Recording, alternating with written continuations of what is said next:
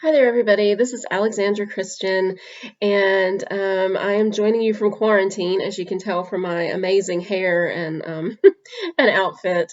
I'm coming here today to read a little bit of my new story called Unbroken. That's going to be in the Witches, Warriors, and Wise Women anthology that's coming soon from Prospective Press. So I thought I would read just a little bit from the beginning, just to kind of give you a taste. The stink coming from the mash barrel don't do much to hide the smell of Caroline's body. Them devils that took her left her a-layin' out till she was plum green in the face. Even now, while Mama and Aunt Sadie are scrubbing her down with lye and rose water, I can smell it. I remember this one time, Daddy and me was walking down yonder by the river, and we got to smelling the awfulest smell.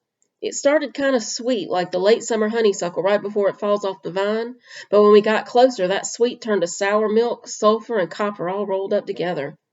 When we come round the bend, we could see an old coon dog laying in the grass, kind of half in the river and half on the bank. Its body was all bloated and rank, its tongue swole up and lolling.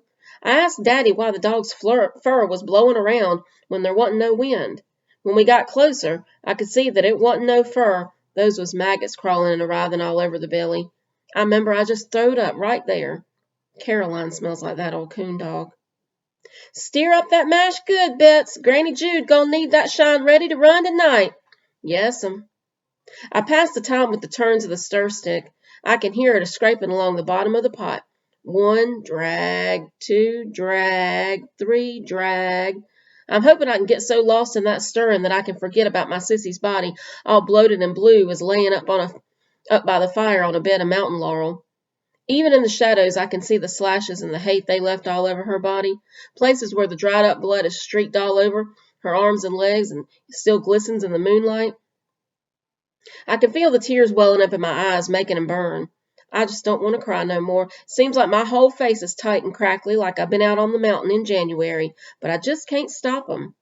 My brothers, Bishop and Josh, they ain't cried this whole time, and they was the ones that found Caroline up on the ridge. I asked Bishop if he was scared when he saw her, and he just shook his head. No, Betsy girl, I ain't scared. He had a funny look on his face when he said that. There's a bunch of shouting on the other side of the clearing, and when I look up I can see 'em leading old Granny Jude down the path. Ain't no telling how old she is. She was at least 100 when she delivered me, and I'm 18 nowadays. She uses a gnarled cane to pick her way through the rocks and the roots breaking up the ground. Bishop and his friend Timbo are standing on either side of her, but she's steady as an old mare. She's strong like this old mountain a holding us up, but I don't know if she's strong enough to work some evil. When she gets close, I can see that glassy, dead eye sparkling. It makes me shudder, and I have to look away. Bishop always told me that if you look too close in that eye, you gonna see how you die. I ain't sure I believe that, but I ain't gonna take no chances. Keep a steering, Betsy girl, Granny Jude says as she passes. She clasps my arm with those craggy fingers of hers. Her hand was cold as ice, even though the fire under the pot was hot and the sweat was pouring off of my brow. It's gonna make a fine spirit. Yes'm, I murmur with a nod. She offers a small, toothless smile and gives my arm another gentle squeeze. Her skin feels like moldy paper, but I don't pull away. Mama always says we gotta treat all our elders with respect, but especially the old grannies. One sly and they'll curse you good, she always said. I guess I'm lucky, 'cause Granny Jude always shined to me.